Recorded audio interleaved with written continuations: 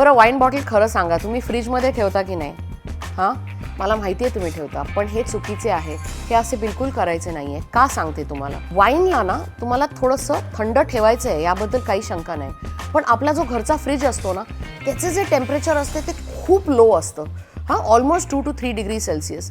तर त्यामुळे काय होतं की तुमची वाईन बॉटल जर काही काळासाठी ठेवायची तर नो प्रॉब्लेम, पण खूप दिवसासाठी जर तुम्ही ती फ्रीजमध्ये ठेवलीत आणि एखाद 4 महिन्यानंतर कधीतरी तुम्ही ती बॉटल काढलीत आणि त्याला कॉर्क असते, तर ते कॉर्क तुम्ही काढायला गेलात ना, तर पुष्कळदा तुम्हाला जाणवेल की ते कॉर्क असं ना पूर्ण कुरतडून असं बाहेर निघतं, तुकडे तुकडे होतात त्याचे आणि तुम्ही त्याला नीट काढूच शकत नाही.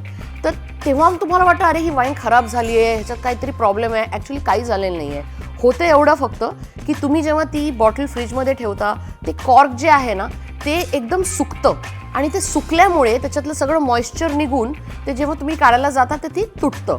ॲक्च्युली वाईन फ्रीज ठेवण्यासाठी जे मार्केटमध्ये स्पेशली वाईन कॅबिनेट्स मिळतात तेच उत्तम आहेत, कारण ते 10 ते 14 डिग्री सेल्सिअसच्या मध्ये ऑपरेट करतात आणि ते टेम्परेचर एकदम बरोबर आहे वाईन बॉटल्स ठेवण्यासाठी.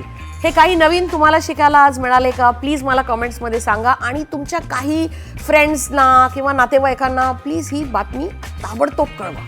चीअर्स.